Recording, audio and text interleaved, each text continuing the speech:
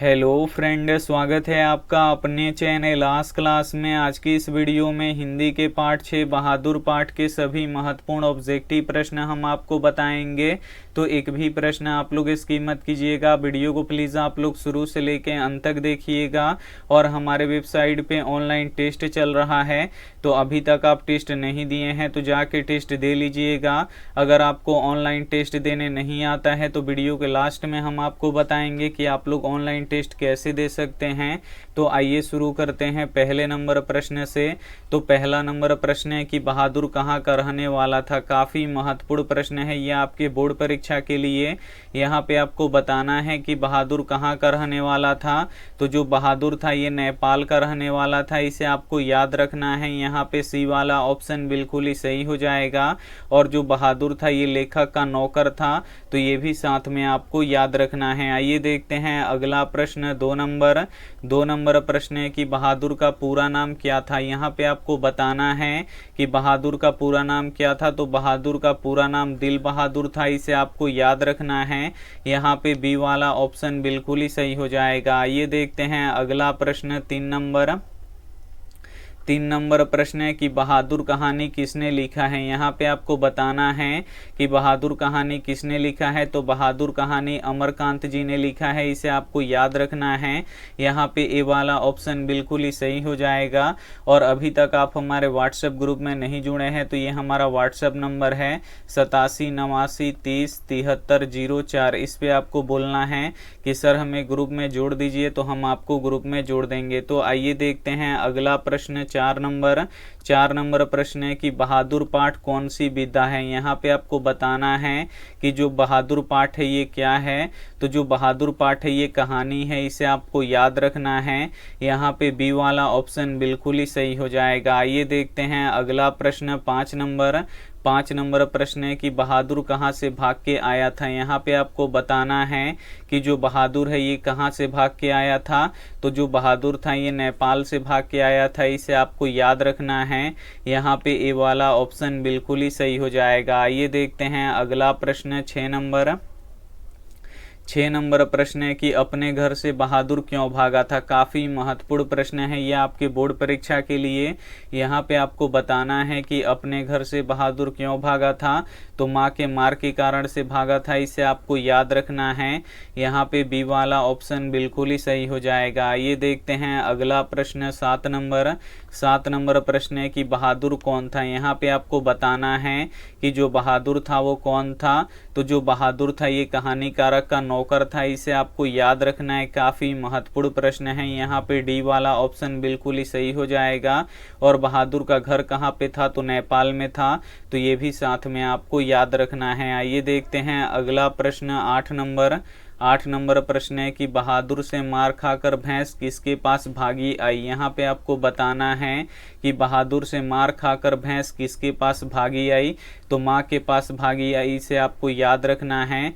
यहाँ पे बी वाला ऑप्शन बिल्कुल ही सही हो जाएगा। आइए देखते हैं अगला प्रश्न। 9 नंबर प्रश्न है कि माँ के मार के डर से बहादुर रात भर कहाँ छिपा रहा। काफ़ी महत्वपूर्ण प्रश्न है ये आपके बोर्ड परीक्षा के लिए। यहाँ पे आपको बताना है कि माँ के मार के डर से बहादुर रात भर कहाँ छिपा रहा। तो जंगल में छिपा रहा, इसे आपको याद रखना है। यहाँ पे बी वाला ऑप्शन बिल्कुल ही सही हो जाएगा। ये देखते हैं अगला प्रश्न। 10 नंबर प्रश्न है कि बहादुर को लेखक के घर कौन लाया था। यहाँ पे आपको बताना है कि बहादुर को लेखक के घर कौन लाया था। तो लेखक का साला लाया था, इसे आपको याद रखना है। यहाँ पे सी वाला ऑप्शन बिल्कुल ही सही हो जाएगा। ये देखते हैं अगला प्रश्न। 11 नंबर प्रश्न है कि बहादुर का बाप कहाँ मारा गया था। काफ़ी महत्वपूर्ण प्रश्न है ये आपके बोर्ड परीक्षा के लिए। यहाँ पे आपको बताना है कि बहादुर के पिताजी कहाँ मारे गए थे। तो युद्ध में मारे गए थे, इसे आपको याद रखना है। और ये प्रश्न बोर्ड परीक्षा में बार बार पूछा जाता है। यहाँ पे बी वाला ऑप्शन बिल्कुल ही सही हो जाएगा। ये देखते हैं अगला प्रश्न। 12 नंबर प्रश्न है कि कहानीकारक के लड़के का नाम क्या था। यहाँ पे आपको बताना है कि कहानीकारक के बड़े लड़के का नाम क्या था। तो किशोर था, इसे आपको याद रखना है। यहाँ पे सी वाला ऑप्शन बिल्कुल ही सही हो जाएगा। ये देखते हैं अगला प्रश्न। 13 नंबर प्रश्न है कि लेखक की पत्नी का नाम क्या था। काफ़ी महत्वपूर्ण प्रश्न है ये भी आपके बोर्ड परीक्षा के लिए। यहाँ पे आपको बताना है कि लेखक की पत्नी का नाम क्या था, तो निर्मला था, इसे आपको याद रखना है। यहाँ पे सी वाला ऑप्शन बिल्कुल ही सही हो जाएगा। आइए देखते हैं अगला प्रश्न 14 नंबर प्रश्न है कि बहादुर का स्वभाव कैसा था। काफ़ी महत्वपूर्ण प्रश्न है ये आपके बोर्ड परीक्षा के लिए। यहाँ पे आपको बताना है कि बहादुर का स्वभाव कैसा था, तो कर्मठ और ईमानदार था, इसे आपको याद रखना है। यहाँ पे सी वाला ऑप्शन बिल्कुल ही सही हो जाएगा। आइए देखते हैं अगला प्रश्न 15 नंबर प्रश्न है कि बहादुर के नाम से दिल शब्द किसने उड़ा दिया। काफ़ी महत्वपूर्ण प्रश्न है ये भी आपके बोर्ड परीक्षा के लिए। यहाँ पे आपको बताना है कि बहादुर के नाम से दिल शब्द किसने उड़ा दिया, तो लेखक की पत्नी निर्मला ने उड़ा दिया, इसे आपको याद रखना है। यहाँ पे बी वाला ऑप्शन बिल्कुल ही सही हो जाएगा। आइए देखते हैं अगला प्रश्न 16 नंबर प्रश्न है कि कौन बहादुर को डंडे से पीटता था। ये भी काफ़ी महत्वपूर्ण प्रश्न है। यहाँ पे आपको बताना है कि कौन बहादुर को डंडे से पीटता था, तो लेखक का लड़का किशोर पीटता था, इसे आपको याद रखना है। यहाँ पे बी वाला ऑप्शन बिल्कुल ही सही हो जाएगा। आइए देखते हैं अगला प्रश्न 17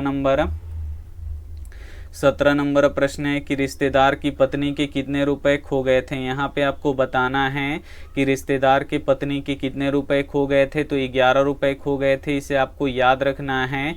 यहाँ पे सी वाला ऑप्शन बिल्कुल ही सही हो जाएगा। आइए देखते हैं अगला प्रश्न 18 नंबर प्रश्न है कि बहादुर पर चोरी का आरोप किसने लगाया। काफ़ी महत्वपूर्ण प्रश्न है ये आपके बोर्ड परीक्षा के लिए। यहाँ पे आपको बताना है कि बहादुर पर चोरी का आरोप किसने लगाया, तो लेखक के रिश्तेदार ने लगाया, इसे आपको याद रखना है।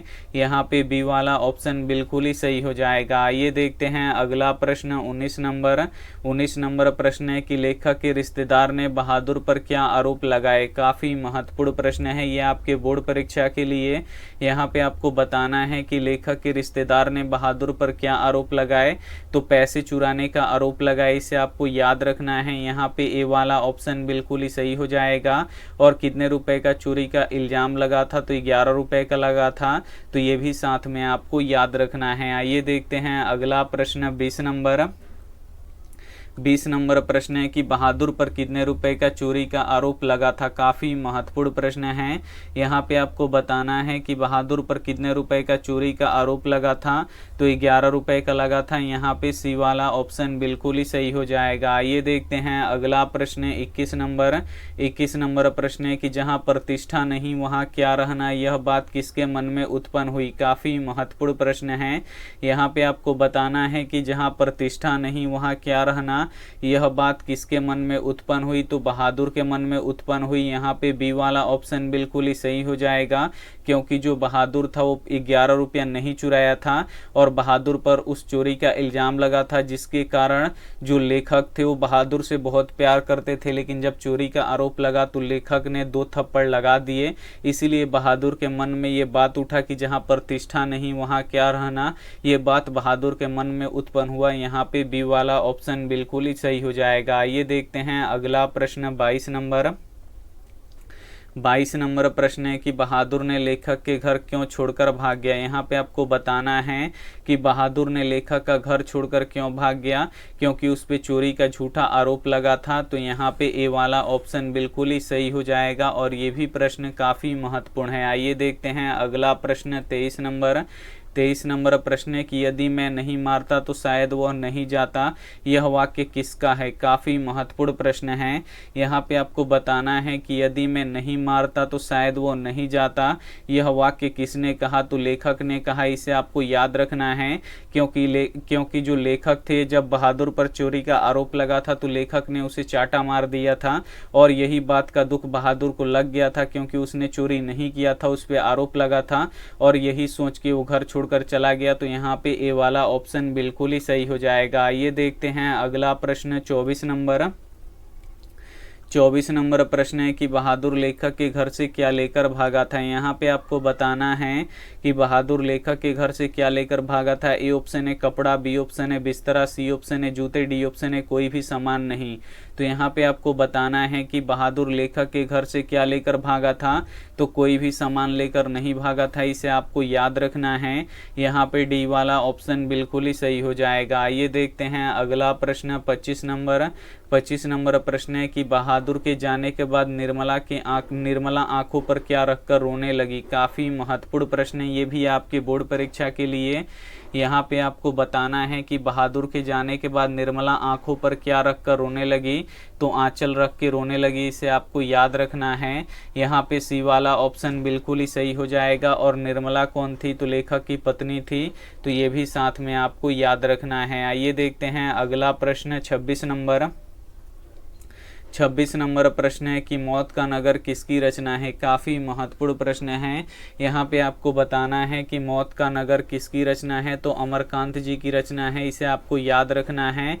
यहाँ पे ए वाला ऑप्शन बिल्कुल ही सही हो जाएगा। आइए देखते हैं अंतिम प्रश्न 27 नंबर प्रश्न है कि जिंदगी और जोंक किसकी रचना है। यहाँ पे आपको बताना है कि जिंदगी और जोंक किसकी रचना है, तो अमरकांत जी की रचना है, इसे आपको याद रखना है। यहाँ पे ए वाला ऑप्शन बिल्कुल ही सही हो जाएगा। और वीडियो को अभी तक आप लाइक नहीं किए तो वीडियो को लाइक कीजिएगा, अपने दोस्तों के पास इस वीडियो को जरूर शेयर कीजिएगा। अगर आप लोग कोचिंग में पढ़ते हैं तो कोचिंग दोस्तों के पास इस वीडियो को जरूर शेयर कीजिएगा। स्कूल जाते हैं तो स्कूल के बच्चों के साथ इस वीडियो को जरूर शेयर कीजिएगा।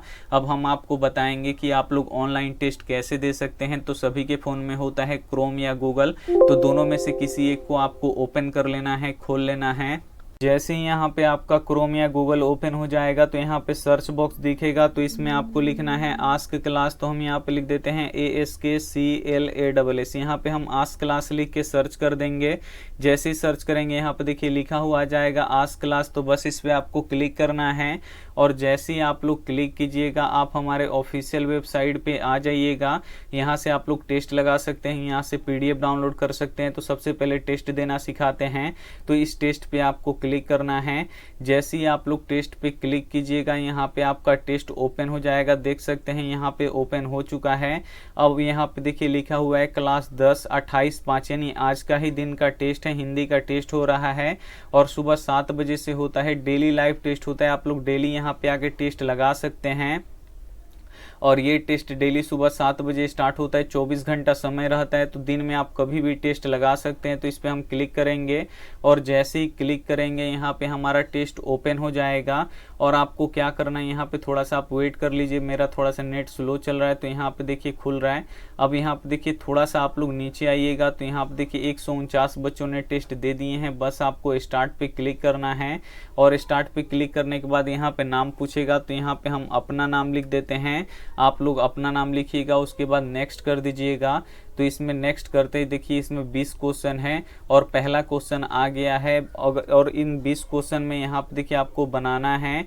और यहाँ पे एक क्वेश्चन का 4 ऑप्शन रहेगा जिसमें एक सही रहेगा। तो देखिए अगर आप लोग सही पे टिक कीजिएगा तो ग्रीन हो जाएगा, अगर आप लोग गलत पे टिक कीजिएगा तो रेड हो जाएगा। तो पहला क्वेश्चन है कि देवनागरी लिपि में कौन सी भाषाएं लिखी जाती हैं, तो मैथिली, नेपाली, हिंदी, ये सभी देवनागरी में लिखी जाती है। तो यहाँ पे ये सभी दबाएंगे, यानी डी ऑप्शन दबाएंगे तो ये सही ऑप्शन है, तो ग्रीन हो जाएगा। अगर आप लोग गलत कीजिएगा तो रेड हो जाएगा। यहाँ पे देखिए आरंभिक हिंदी साहित्य कब से मिलना शुरू हुआ, तो यहाँ पे देखिए 8वीं से 9वीं सदी में मिलना शुरू हुआ, लेकिन हम 7वीं में लगाएंगे तो देखिए गलत हो गया। और जो सही आंसर है वो आपको बताएगा। तो बिल्कुल आपको ऐसे ही टेस्ट देना है। और लास्ट में यहाँ पे लिखेगा सी रिजल्ट, यहाँ से आप लोग अपना रिजल्ट देखिएगा। अब यहाँ पे देखिए आपको बताते हैं कि PDF कहाँ से डाउनलोड करना है। तो यहाँ पे लिखा हुआ है डाउनलोड PDF, तो इस डाउनलोड PDF पे आपको क्लिक कर देना है। और जैसे ही आप लोग डाउनलोड PDF पे क्लिक कीजिएगा आपका बहुत सारा PDF यहाँ पे ओपन हो जाएगा। बस आपको जो भी PDF इसमें चाहिए तो बिल्कुल फ्री में आप लोग डाउनलोड कर सकते हैं PDF। और उसके बाद अगर आपको क्वेश्चन बैंक पढ़ना है तो क्वेश्चन बैंक पढ़ने के लिए यहाँ पे देखिए यहाँ पे लिखा हुआ है मैट्रिक क्लास 10 क्वेश्चन बैंक, यानी 2012 में हिंदी का क्वेश्चन कैसा पूछा गया था, 13 13 में कैसा क्वेश्चन पूछा गया था। यहाँ पे सभी विषयों का आप लोग क्वेश्चन बैंक पढ़ सकते हैं। जो परीक्षा में जो क्वेश्चन पेपर होता है वही क्वेश्चन बैंक कहलाता है, तो यहाँ पे आप लोग पढ़ सकते हैं। अगर आपको 10वां का ऑब्जेक्टिव सब्जेक्टिव पढ़ना है तो यहाँ से आप लोग पढ़ सकते हैं। तो उम्मीद करते हैं ये वीडियो आपको काफ़ी अच्छा लगा होगा। अगर अच्छा लगा होगा तो अपने दोस्तों के पास इस वीडियो को जरूर शेयर कीजिएगा। Thank you for watching. मिलते हैं अगले वीडियो में, तब तक अपना ध्यान रखिए, मन लगा के पढ़ाई कीजिए। Take care and bye.